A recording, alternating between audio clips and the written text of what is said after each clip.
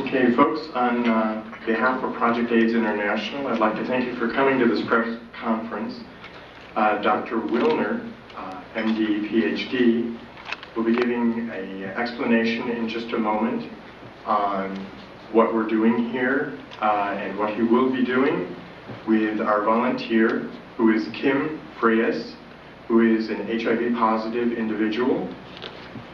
Today, Dr. Willner will be infecting himself. He will first explain what he will be doing, as well as why he will be doing.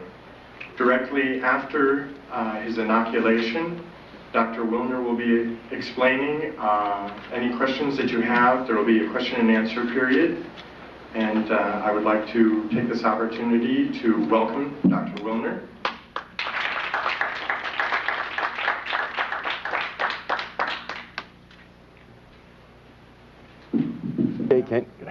I don't know if you can hear me without the mic. Yes. I can hear it. Okay. And because I've done this needle sticking several times already, I'm familiar with some of the things that are put into the press afterwards. And so I want to make a few things very clear before I even start. I have a certificate in sex education, and I taught for a couple of years at the University of Miami Medical School during Sex Education Week to the medical students. I want to make it perfectly clear that I support responsible sex. I call it responsible sex because it goes much further than the concept of safe sex. And I'm not so sure that I know what safe sex is. During this period of time in which especially young people of this country have been threatened with AIDS, a death-dealing disease supposedly, as a consequence of irresponsible sexual behavior, the incidence of venereal disease has climbed, and the incidence of births without benefit of marriage has also climbed, but not AIDS. Really very interesting. So this apparently does not have an effect on the sexual behavior of our young people. And I never for once thought that ever would. It never has throughout history. There's only one thing that will affect sexual behavior, and that's understanding what the responsibilities of sex are. That number one, you're dealing with the feelings and emotions and the lives of another human being when you enter into a sexual contract. Number two, you can contract 6 venereal diseases. And number three, an unwanted pregnancy can occur amongst heterosexuals, at least. These are very serious and very important considerations. And the lack of consideration and responsibility in this area creates a cost in human suffering that's incalculable, and a cost in monies that is incredible.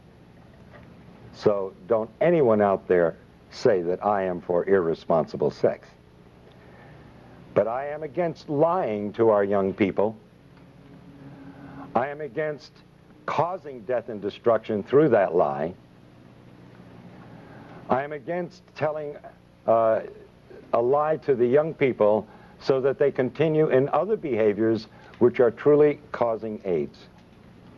Now, you've got to ask yourself the reason that I'm here today. And it's been suggested that I'm here to sell a book called Deadly Deception. There's only 2 ways that you can get the truth to people. By your own words out of your own mouth, and by putting them on paper. And that's the reason for the book. We're talking about probably the most horrible scandal and scam ever perpetrated, not only in the name of science, but in humanity and in all history. Today is December 7th, and I was 12 years old when the attack on Pearl Harbor came. and I remember World War II very well. And it's a very significant day today because I see an incredible parallel between what is going on in the so-called AIDS epidemic and what happened in the years preceding and resulting in World War II. The great lie of Hitler. It's amazing. I think he would envy the job being done by members of the National Institutes of Health and even the media, especially in this country. I charge the media with part of the responsibility, and a very significant one, in a current Holocaust that can end up being worse than the one that occurred during World War II. When it was first announced that Dr. Robert Gallo had found the virus that probably caused AIDS, and that announcement was made with Margaret Heckler in 1984 to the press and to the media without one single scientific document appearing in any journal in the United States. And as we know now, without any proof whatsoever that the virus caused any disease. The media picked up on it for the sake of a story. And soon the virus that probably caused AIDS was now the virus that caused AIDS. It was proven in the press and nowhere else. Now it's interesting, a lot of questions are asked of me whenever I appear before the cameras and do what some people have called a stunt, to sell books. I'm from the planet Earth. I honestly believe that these individuals are from the planet Uranus. How anyone could suggest that I would stick myself with a virus that is supposedly deadly for the purpose of selling a book, that's complete insanity. And I will put the lie to the individuals of the NIH, particularly Gallo and Fauci and Hazeltine and Essex, and the rest of these scoundrels of the worst order. Criminals guilty of genocide, without a doubt. I invite them to take me to court. I wish Burroughs Wellcome would take me to court, because they have been putting out a killer drug knowingly. Because in a court of law, I would have the opportunity to provide the absolute proof and evidence, as I have in my book, Deadly Deception. Now, I'm not alone in what I'm doing here today. How does the press escape such obvious truths? Why would the finest virologist in the world, the most noted virologist, member of our National Academy of Sciences, Peter Duesberg, why would he put his entire career on the line? What did he have to gain? He's already lost his laboratory and his funding. They can't take away his professorship because he's tenured. Why would a Charles A. Thomas, professor emeritus of Harvard, say the same thing? Why would Kary Mullis, who won the Nobel Prize in virology last year, why would he stick his neck out? What did he have to gain? These are the questions reporters should be asking. And in order to sell a book, I would inoculate myself with a virus that supposedly is deadly. Ever think that maybe we all know something that you just don't get? That if you take the virus out of the equation, you have a perfectly understandable disease with a perfectly understandable answer. And I might remind you, in case you are not aware of it, and if you haven't read my book, that we have known what causes acquired immune deficiency diseases for at least 70 years. It's in the medical textbooks. It's there for you to read. Number one cause on the face of this earth is malnutrition and starvation. That's African. Look to the headlines of the October 3rd issue of the London Times, Sunday Times last year. And the inside headlines that screamed across 2 pages, the plague that never was. Speak to Philip and Evelyn Kreinen, who head Partage with an organization of 250 people their own hospital, their own doctors, their own laboratories, who have lived in the heart of the epidemic, supposedly, or the supposed epidemic, for 5 years. There is no epidemic. It doesn't exist. They are there. They're not some character who goes through from the World Health Organization and says, oh, I've seen the people dying. Of course you have. We all saw them on television in Somalia. What do you think you were looking at? That was AIDS, due to starvation, due to malnutrition. It's no big secret what's causing AIDS. We've known it for 70 years. Number 2 is drugs. And don't just think of street drugs, because the number 1 cause of AIDS today is actually 2 medical drugs. AZT, a drug that was discovered in the 60s as a chemotherapeutic drug for cancer and was shelved because it was too toxic to treat cancer. A drug worse than cancer is being used to treat people who are immunosuppressed. Now let's go back to the other causes of AIDS. So it's not only street drugs but medical drugs, but now 3 is radiation. What do they worry about at Chernobyl and Nagasaki and Hiroshima? But number 4 is chemotherapy. Number 4. The number 4 cause of death of acquired immune deficiency diseases. Chemotherapy. And the most toxic chemotherapeutic drug of all times, AZT, is what they're now using to treat AIDS. And the Concord study, completed last year. Now, can you imagine saying to the world, where was the press? Where are you people? Here they're giving a drug that costs thousands of dollars a year, and it doesn't do any good? That's if you want to believe that. But did anybody here bother to look at the insert, the paper that comes with the drug? It's a DNA terminator. It means it is a terminator, just like the movie. It terminates life. You terminate DNA, you terminate life. And they talk about side effects in the insert. When are you going to learn there is no such thing as a side effect in medicine? It's an unwanted direct effect.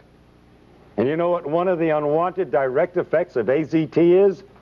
Lymphoma, cancer, one of the diseases of AIDS, as they call it. Oh, another so-called side effect, which is really an unwanted direct effect, pancytopenia. You need a definition? Pancytopenia. Pan, all, cyto, cells, penia, loss of all your cells. That's AIDS. That is the definition of AIDS. So AZT, by definition, by their own drug insert, causes AIDS, and nobody survives AZT. That will eventually lead to your death. And they've cut the dosage way down because it was killing them too fast. It's like giving somebody a large dose of strychnine and they die within 5 minutes. And so the next person, you give them a few drops of it and they last 4 or 5 days, and you say, strychnine's a wonderful drug. This person lasts 5 times longer.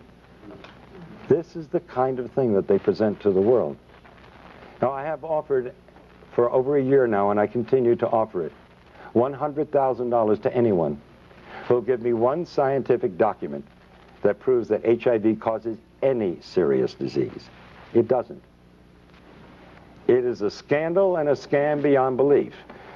The virologists who are responsible for this, what do they have to gain?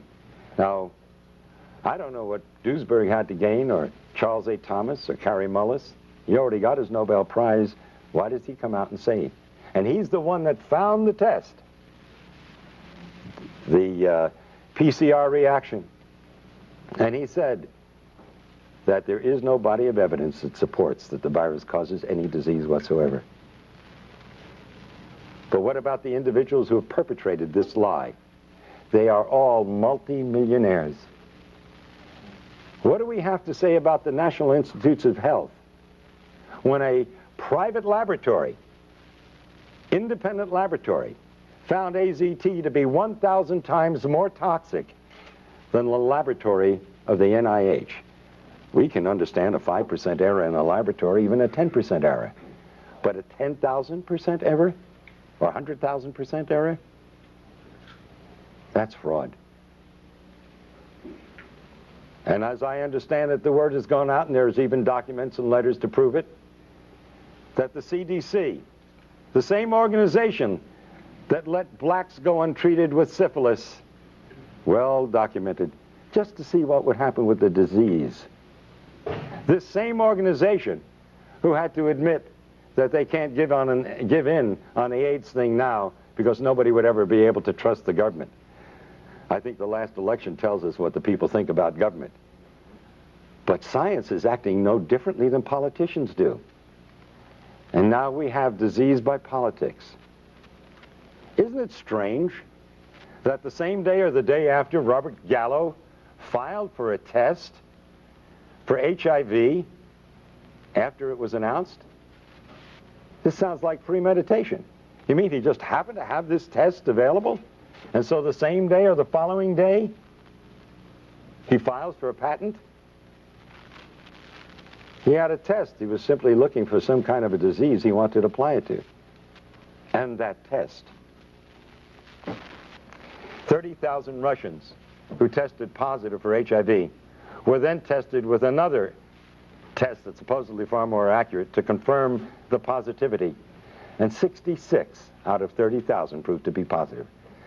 That means that the test HIV is 99.997% inaccurate. You want to take a test that's 0.003% right? And you're going to rely on that? But that's what they're doing to people out there. They're taking a test that is not only invalid, it's totally misleading. In fact, when you get results like that, then I would say you're going to be more correct that if you're read as being negative, consider yourself positive. And if you're positive, consider yourself negative. And by the way, at the request of many individuals, I did go for a test a couple of weeks ago in New York City at the biggest clinic there that does more testing than anybody else. And the doctor who ran it was bragging about the fact that he did more. When I told him about the book I wrote, he said, "Shh, don't say anything. My patients might hear." Okay? I tested negative. And of course, Fauci said that you need, or when he was answering what I did in Cleveland a week ago, he said, well, he's going to have to stick himself 300 times to transmit the virus. Where are you people in the press? 300 times to transmit a virus? You cannot have an epidemic under those circumstances. If you can't transmit it by blood, you certainly can't transmit it sexually, unless you're into real sadistic acts during sex. I don't know how much blood you want to draw.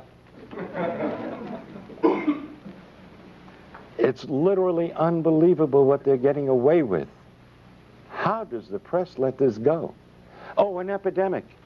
United States government says 12,000 people died each year from 1985 to 1992.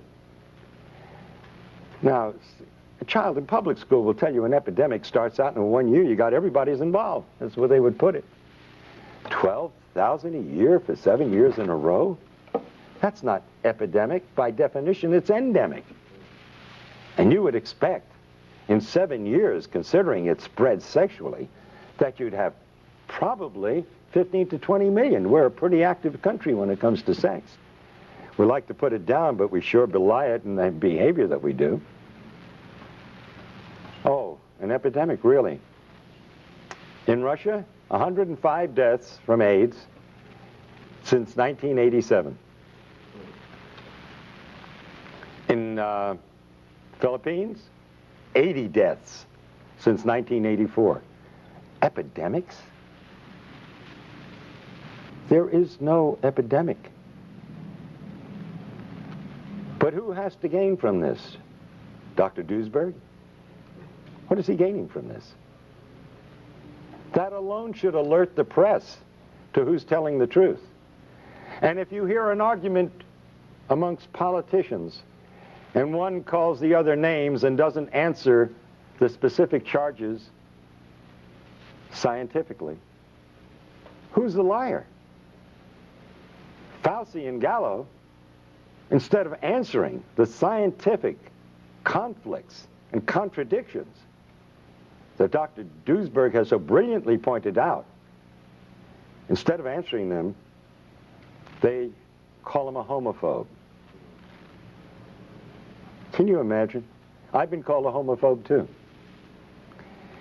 I wonder, I come here with a message of hope to not only the gays, but to the blacks and the Hispanics and all the other outcasts of society, which strangely enough are the only groups that have been connected with the so-called AIDS. Because you see, if you belong to one of those groups, you've got AIDS.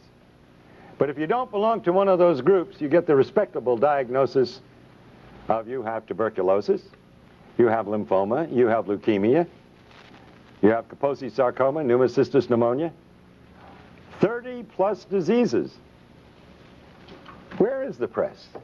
How do they buy a story that a virus knows what country it's in? 3 symptoms in Africa, but 30 diseases in the United States and Europe. How do they buy the story that a virus has prejudices? It prefers men over women 9-to-1 in the United States and Europe, but men and women equally in Africa. It knows whether you're gay or straight, married or single, black or white. It should be hired by the immigration department because it does one heck of a job. This is what they've been feeding to the public, and this is what you and the press have published. It's funny, every time that I've stuck myself with a needle, I get calls from major television shows by excited young people who want to tell the truth. And then I get a call 3 days later telling me that it's been nixed at a higher level. That's no surprise. After all, who am I fighting? 2 drug industries. One supposedly legitimate and the other illegitimate. And they do an awful lot of advertising, the supposed legitimate ones. All those things out there that they sell for your colds and everything else, that's the pharmaceutical industry. And they also put out prescription drugs, most of them. And they pull the purse strings. And so we have a better propaganda machine in the United States than Hitler had in his time. You see, Hitler pulled off a lie, and he was condemned for it by most of the world, although believed by 3 major groups of the Axis powers. The liars and killers like Fauci and Gallo and Hazeltine and Essex and Flossie von Stahl and the Margaret Fischels, these people are getting by with the lie and getting paid immense sums of money for it and praise from the rest of the world while they murder. The study at the University of Miami was completely fraudulent. You see, I believed that the virus caused AIDS from 1984 to 88, and I treated AIDS patients. One of the few doctors willing to. Doctors were scared for their lives to even treat the patient. By the way, sticking my finger, nothing new. I did it lots of times in treating my AIDS patients. And in fact, it's amazing that in spite of the fact that we are at such great exposure to this deadly disease, the incidence of the disease amongst medical personnel of all types is less than the general population. This is a first in the history of science. Think about that. How is it possible? Maybe the virus has nothing to do with it. Not only maybe, the virus has nothing to do with it. In 1988, I was invited to a dinner where Burroughs Wellcome was going to push AZT as a drug for treating AIDS.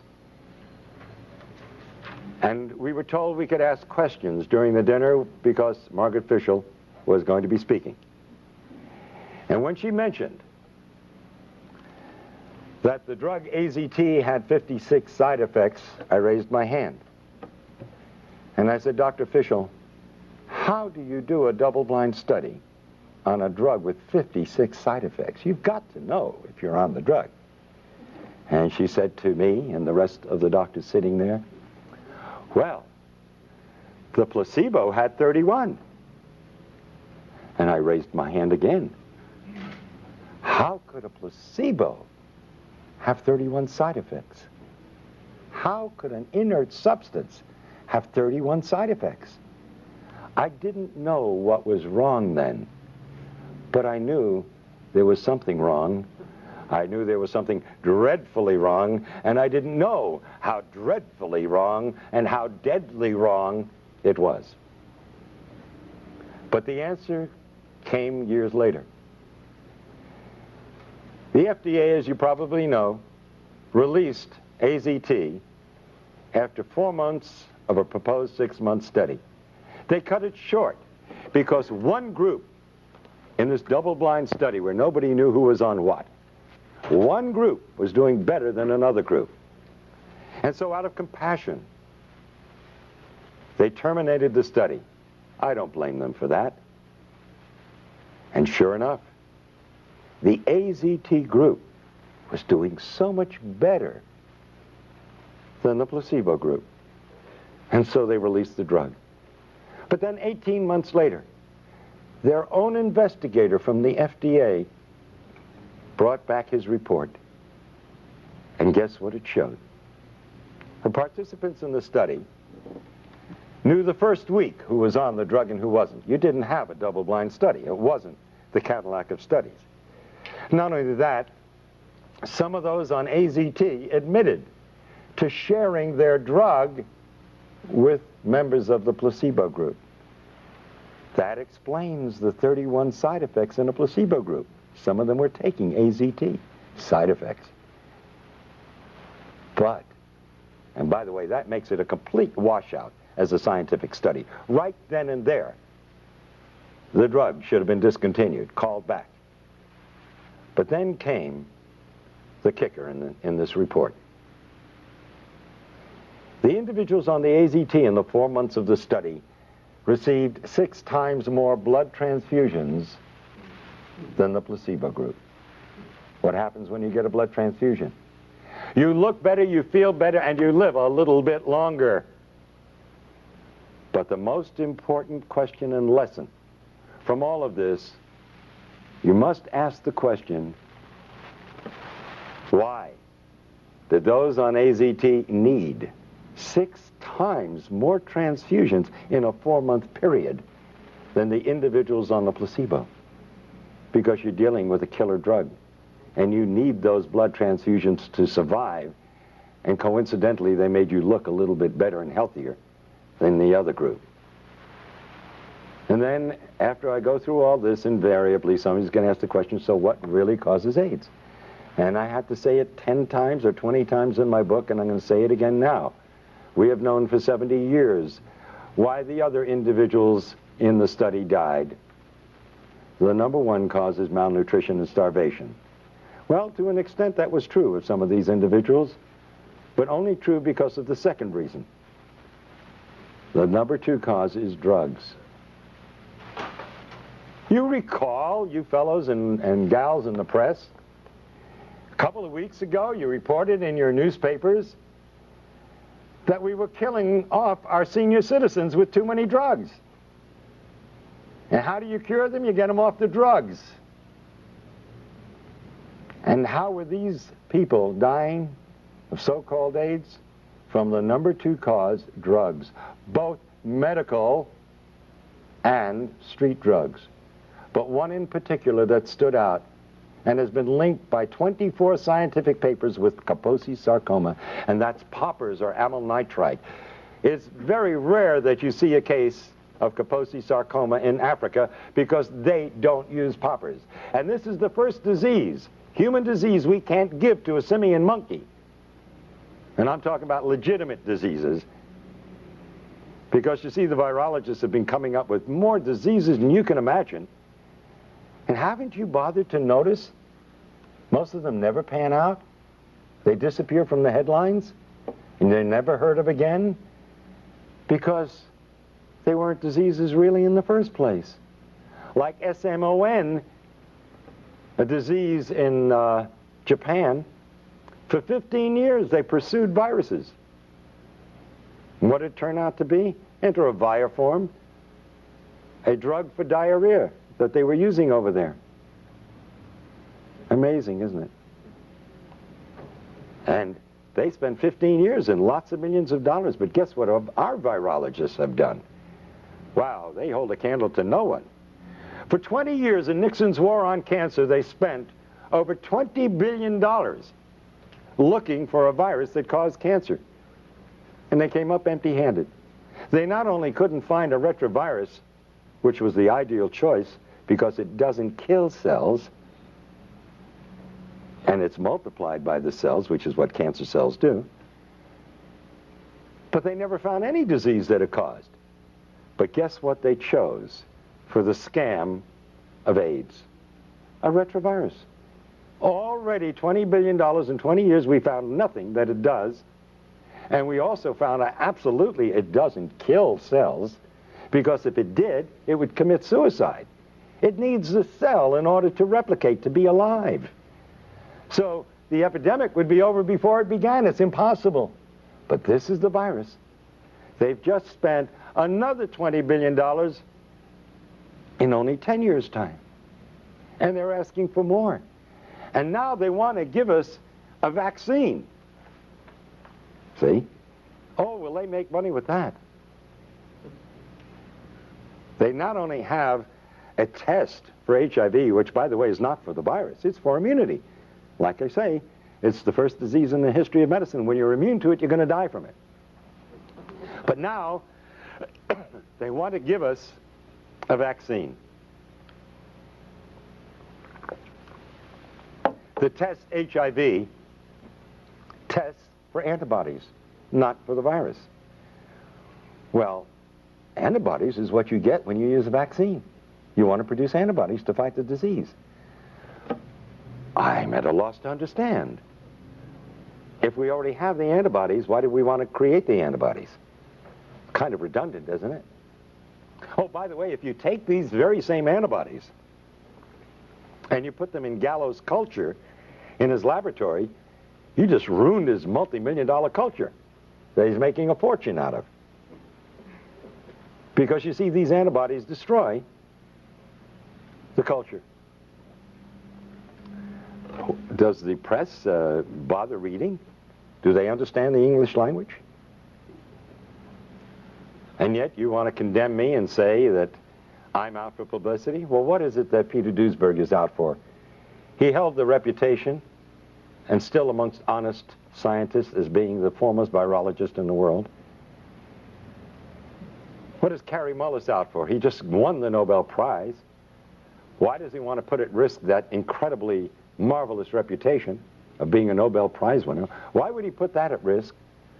Unless maybe there's still some honest scientists around.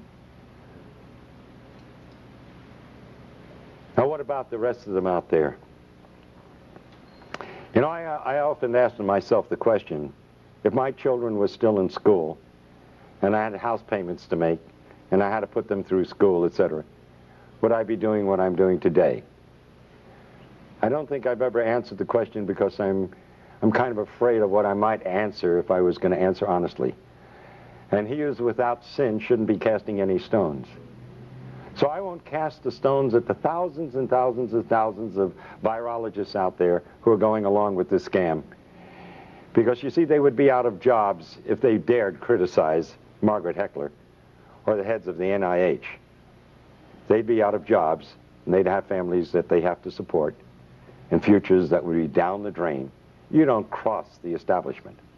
And so the lie is being perpetuated by the silence.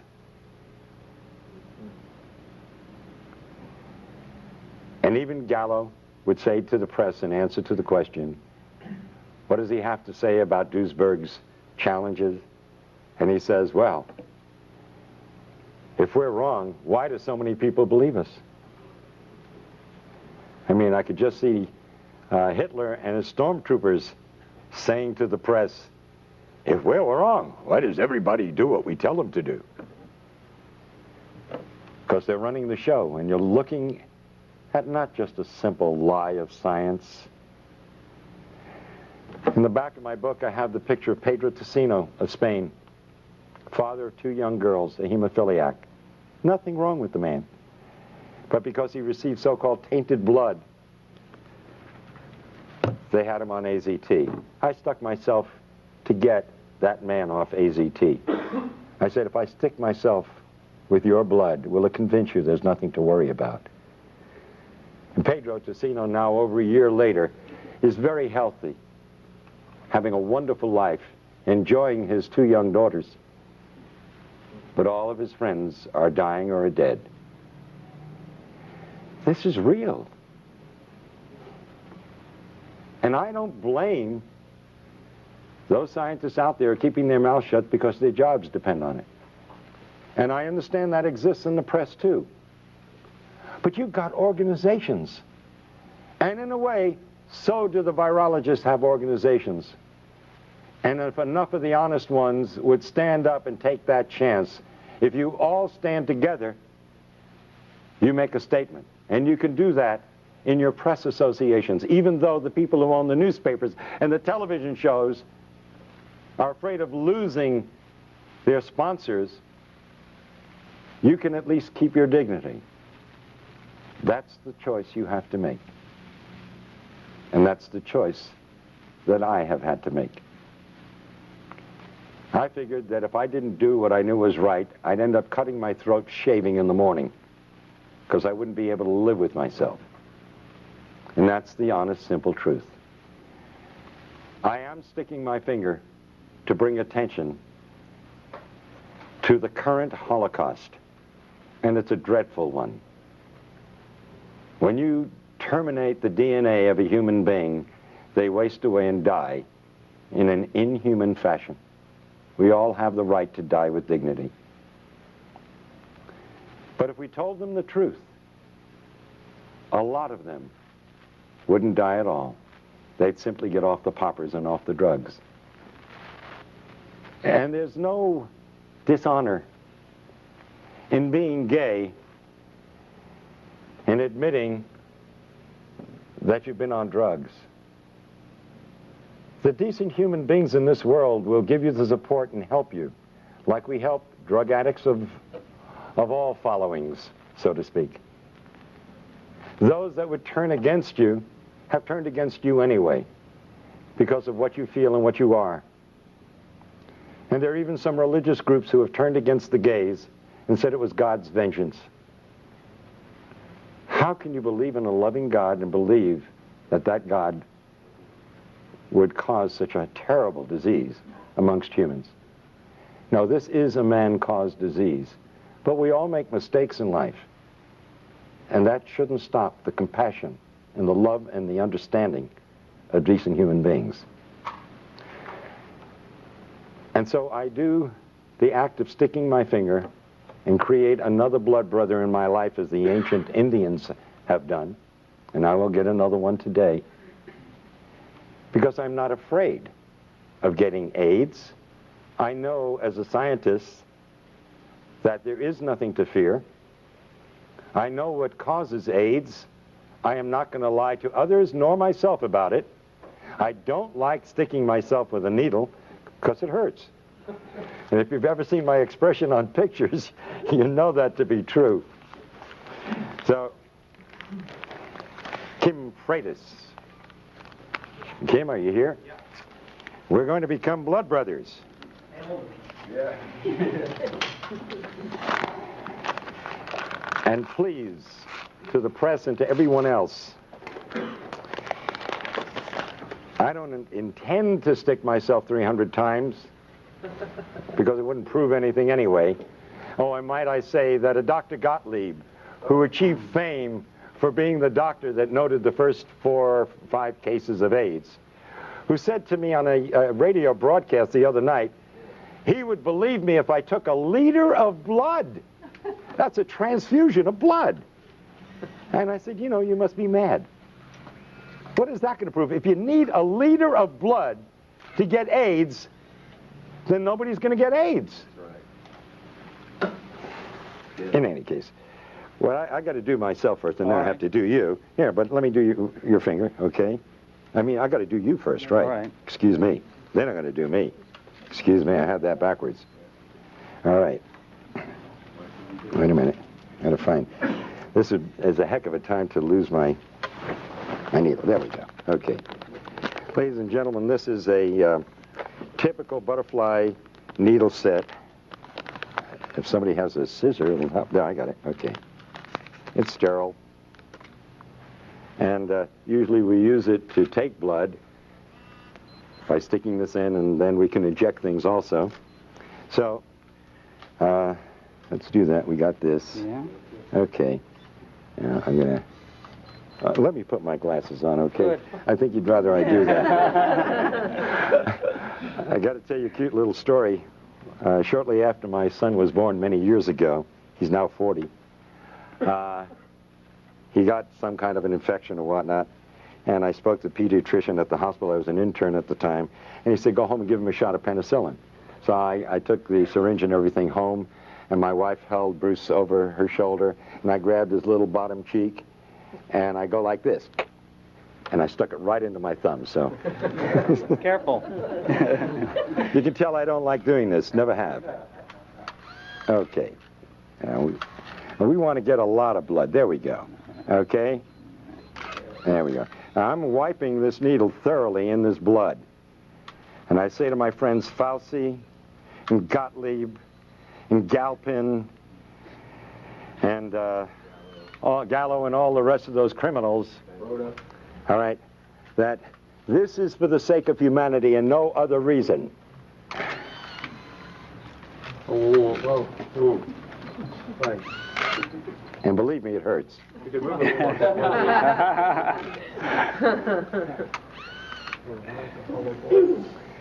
And this is in the hope that it'll save the lives of millions of individuals who will die because of the greatest lie ever told. Thank you. Get Thank off you. the drugs. Thank you. Get off drugs is right. Get off drugs.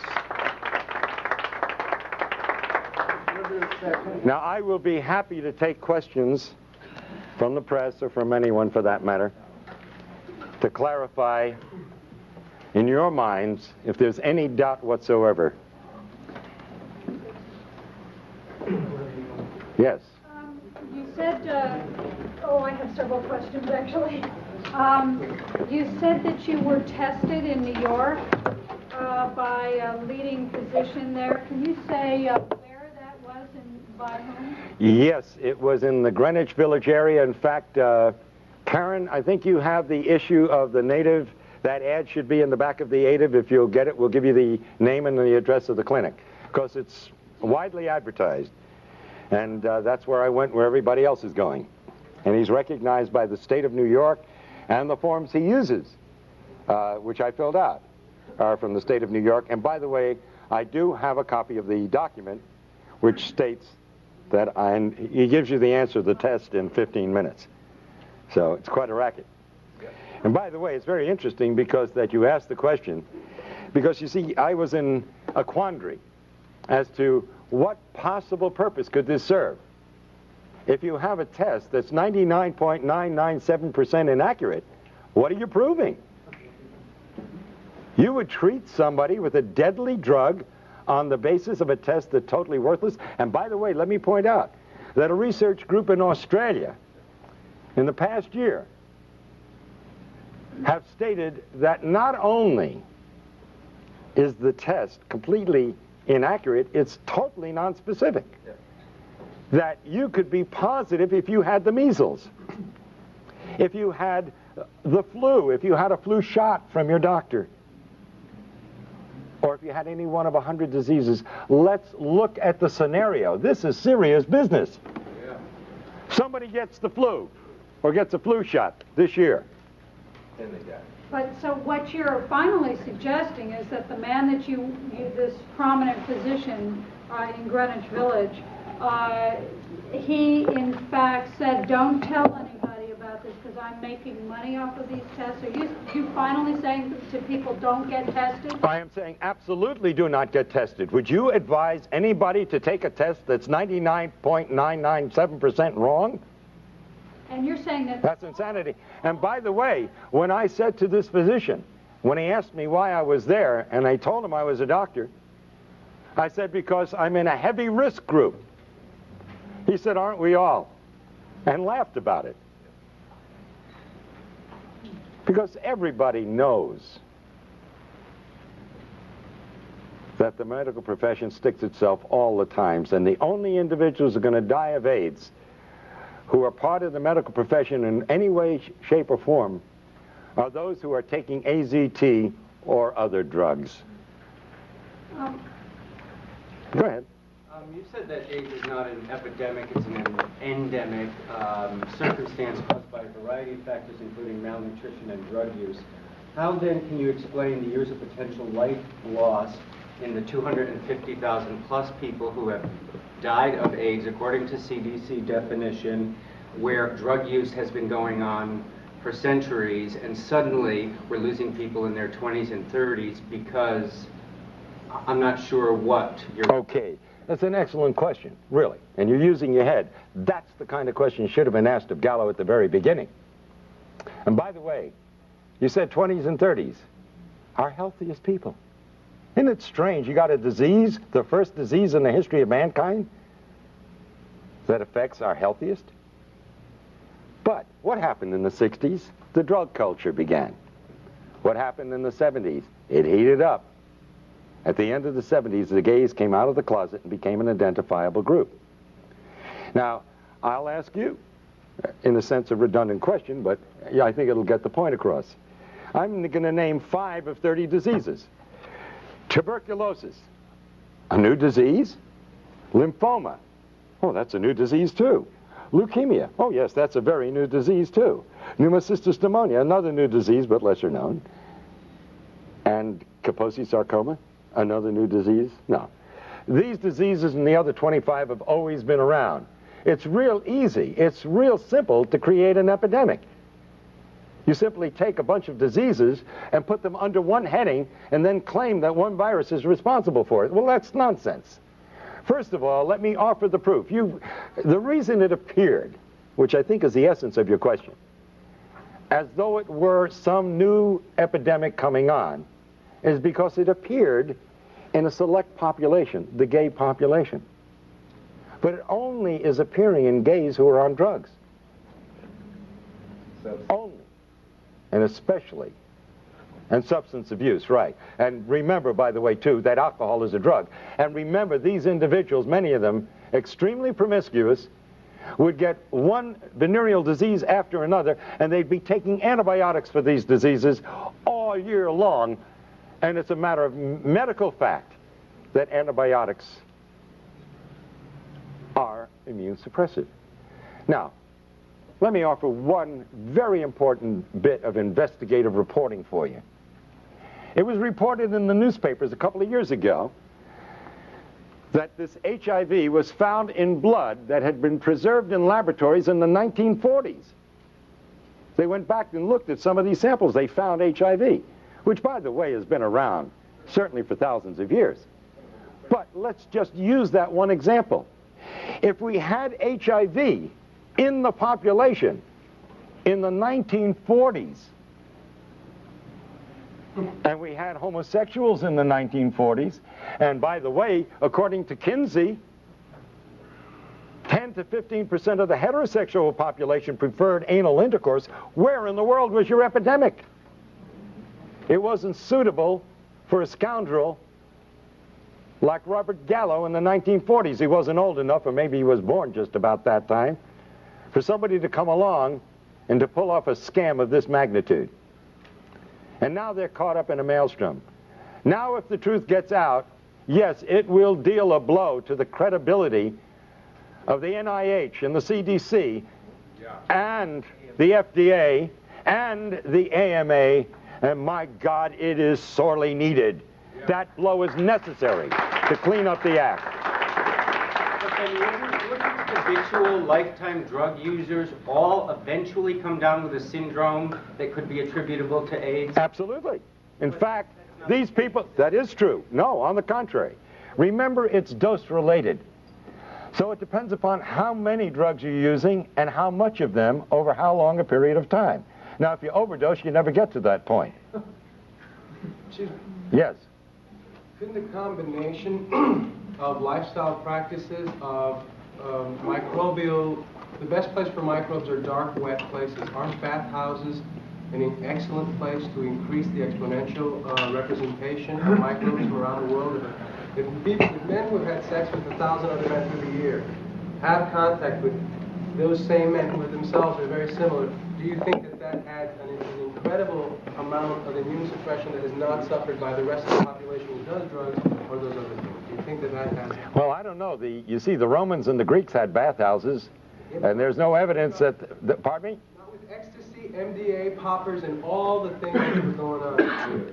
I agree that MDA and all the rest of these drugs are causing immune suppression. Now, I don't believe that sex itself causes immune suppression, but I do believe that recurring venereal disease will cause immune suppression. But the simple fact is that the virus has nothing to do with it, and that's the important thing. That I am certainly for people having a healthy lifestyle, absolutely.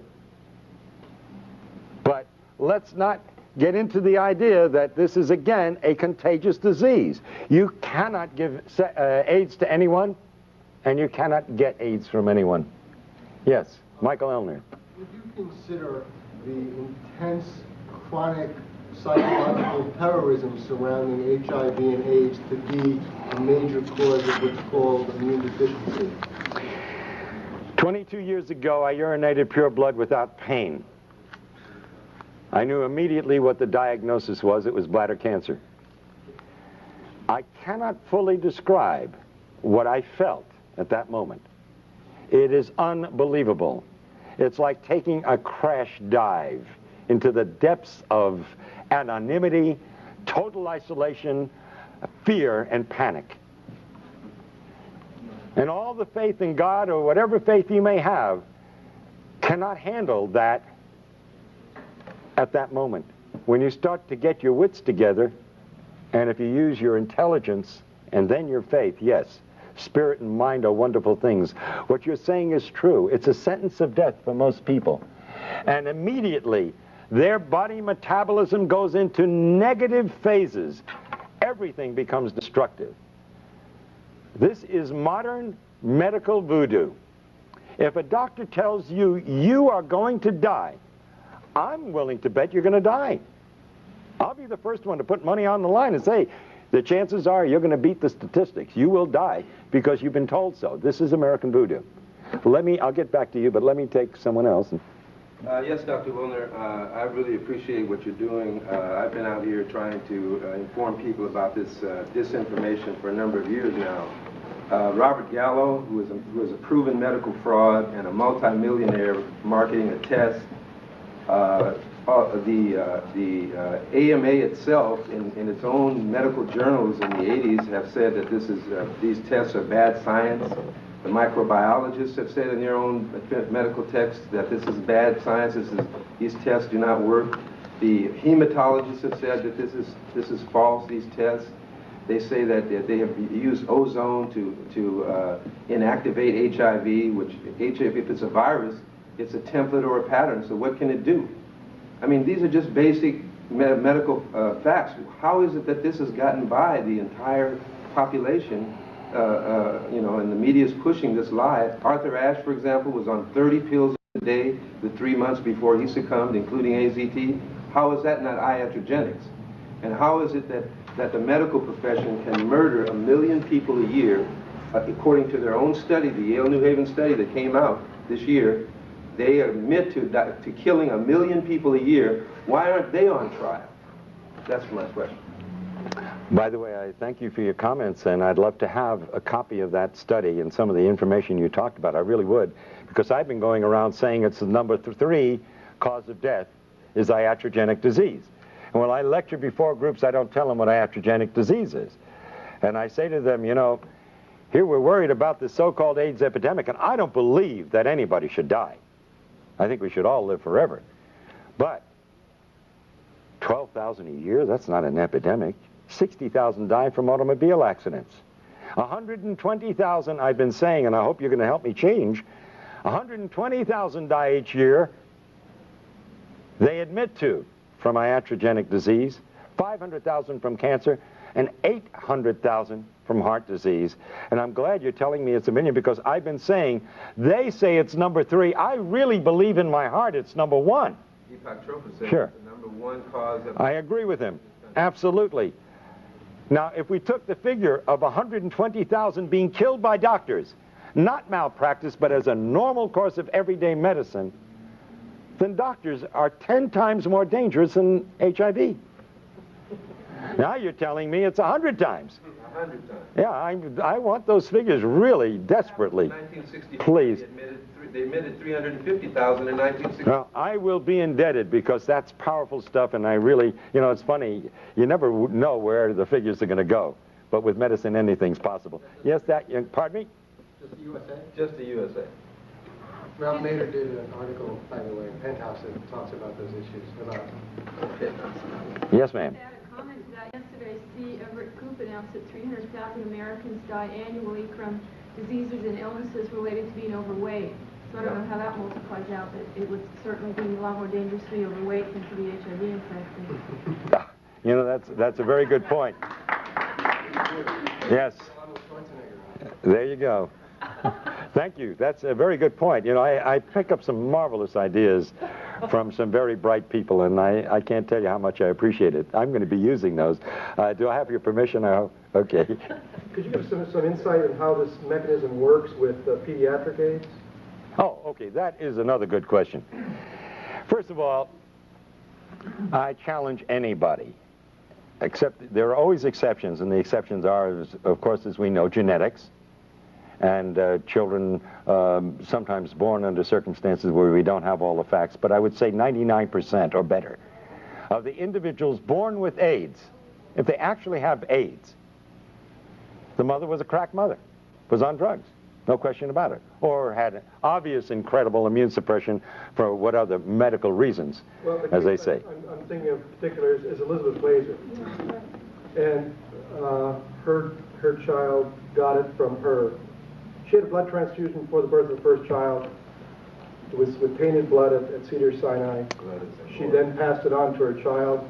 She passed on HIV. The story, yeah. Okay, let's call things HIV, not AIDS. Right. Now what happened? The child, after about 3 years, got very sick. They didn't know what the problem was. Mm-hmm. The doctors said nobody knows what it is. They finally did an HIV test on the child, found out that she had it, and then she died. Ariel died. But there's a gap there. They found out she's HIV positive, and then she died. How much time, and what was done in that period of time? I can't answer that question. I mean, listen, I was in the practice of general medicine for a lot of years. I had one of the largest practices in the state of Florida. And I can tell you, I treated a lot of kids over a period of time that got very ill in their first 3 years of life. You mean they had AIDS? The test that they had. Now, they did a test. I will guarantee you, I don't know what she died of, and I can't answer. But I will tell you, these kids who are diagnosed as HIV, if they're given AZT, they will die of AIDS. Absolutely. Most of them will not die, just like most of the kids I treated did not die. But I had an occasional child that ended up with a meningitis and died. By the way, our current Miss America, who's deaf and dumb, got DPT. That's what made her deaf and dumb. What is SIDS? Yes, sudden infant death syndrome. Can Yes, now we'll go back to you. Go ahead. how do you explain then the T-cell decline in those who have not taken AZT and are not psychologically at effect, don't believe it to be a... Wonderful question. Really great. Now let me tell you a little bit about medicine. See, I was always confused by this T-cell thing. Because T-cells are nothing more than lymphocytes and leukocytes. They're our body's way of fighting infection. Now, when somebody came into my office with a bellyache, I would do a white count, which includes the T cells. Now, if the white count was like 5, 6, 7,000, didn't think anything of it. There's a bellyache, some bad food, maybe a viral infection, you know, the great dumping ground viruses. They even had me thinking that way. But if it was 20,000, I alerted a surgeon. You see, the body creates the T cells when it needs it. If you don't need it, you don't got it. Why would you walk around with a lot of T cells when you've got nothing to fight? And I can tell you one thing we have always known. There is no correlation between severity of disease in AIDS, so to speak, and the T cell count. Doesn't match up, and I'll tell you why. You look a little bit confused when I said the fact that you will not have a high white count unless you have a severe infection. However, which means that if you don't have a high white count, it's not bad.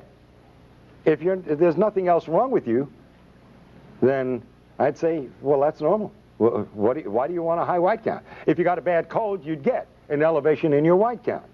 Now, we know for a fact, it's well documented, that you have individuals who have died with AIDS with elevated T cells. And we have individuals who've been healthy. And when I tell you healthy, I feel sick by comparison at looking at some of these individuals. And they test out incredibly well. The best, healthiest specimens I've seen, the kind that most women say, oh my God, why is he gay? You see? Because he's so good looking and so handsome and so strong and so healthy, you see? They have no white, they have no T cells. So T cells, you don't count T cells as a barometer of how one is... No, because yes, you can use it to some degree as a barometer, depending upon the situation, but basically, no, you can't, and I'll tell you why. You know that you can change the T cell count if you worry somebody? Completely established. I worry about these individuals who go in and get these T cell counts one after another,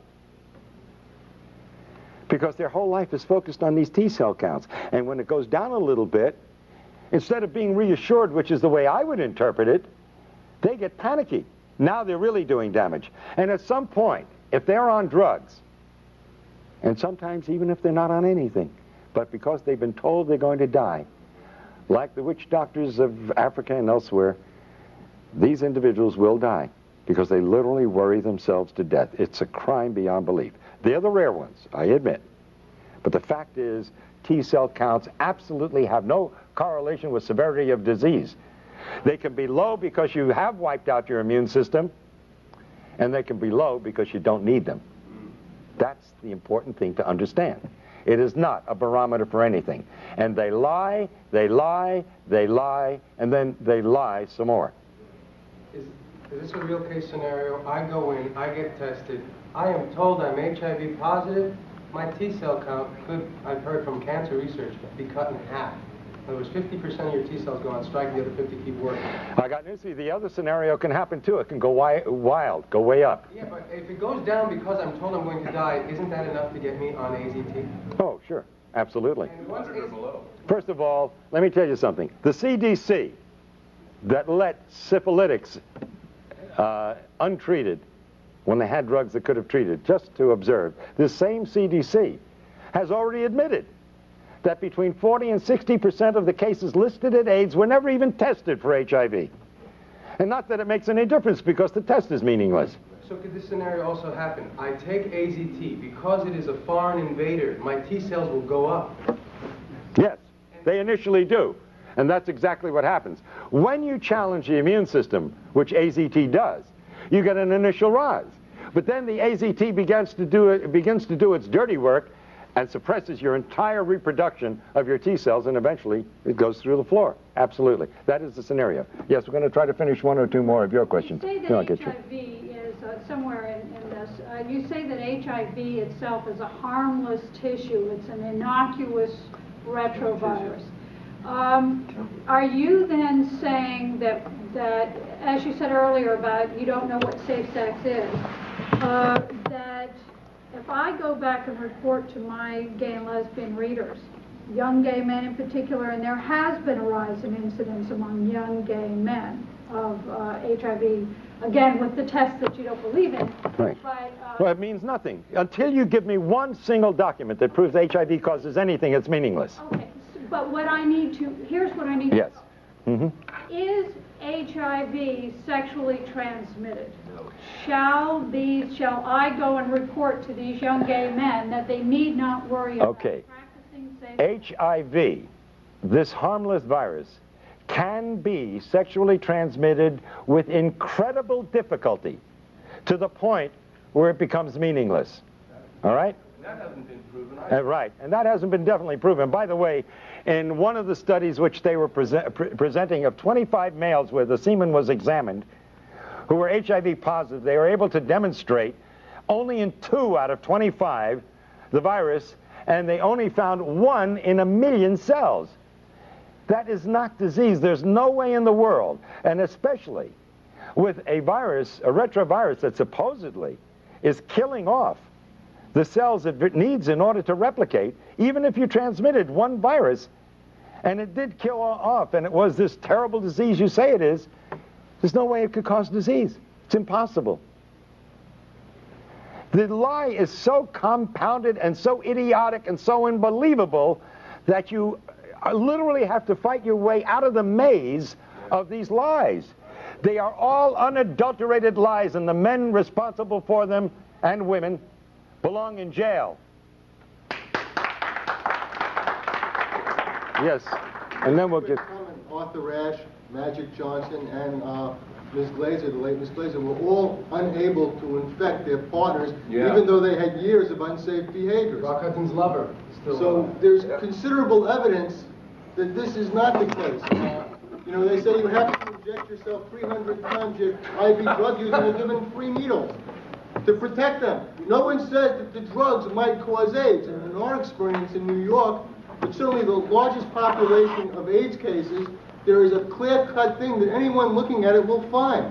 The people using drugs develop the diseases called AIDS, and the people who aren't recover their health. It's that simple. Yes, and by the way, for that population that you're writing for, let me simply point out, again using the government's figures, they say it takes an average of 1,000 acts of intercourse over 10 years in the United States and 10,000 acts of intercourse over 10 years in Africa to transmit the AIDS virus. That's twice a week in the United States for 10 years on an average to transmit the virus. In Africa, that's 20 times a week on an average. And if you know what the bell curve is, there's got to be some individual out in Africa that's doing it 200 times a week. I want to meet that individual. And now let me give you a set of figures which you must produce for your readers, please. The World Health Organization says that the annual conversion rate in the United States for HIV is 1 to 1.5% a year. Now, according to the figures given us by the CDC, there are constantly, for 10 years now, 1 million HIV positives in the United States. Now, that defies all definitions of an epidemic. How does it stay steady at 1 million if this is an epidemic that's going to kill everybody? And by the way, their predictions from 10 years ago were 91% wrong as far as deaths were concerned. Think of that. Now, hold on. 1 to 1.5% per year would average out to 67.5 years for everybody who's HIV positive in the United States today to become full-blown AIDS. That's the annual conversion rate, published not by me, by the World Health Organization. But in Haiti, it's 1/10 that. So if you're HIV positive, I would advise all your readers to go to Haiti. They got a 10 times better chance of survival if they go to Haiti.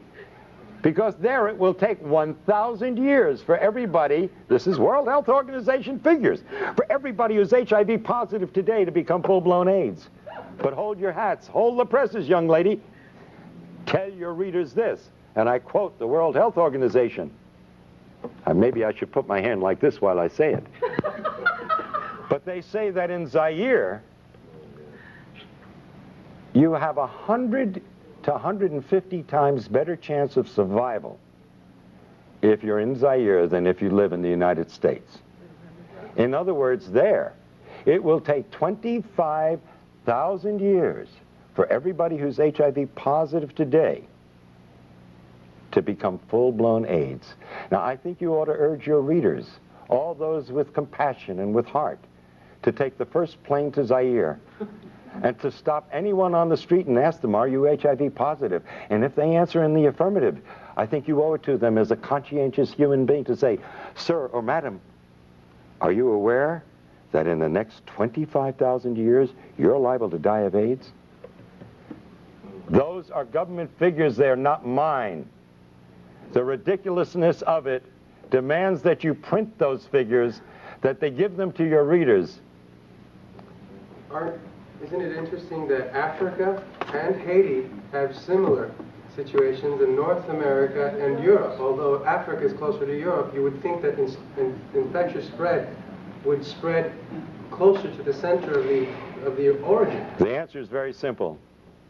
Malnutrition and starvation can lead to death, and at a very variable rate depending upon the malnutrition.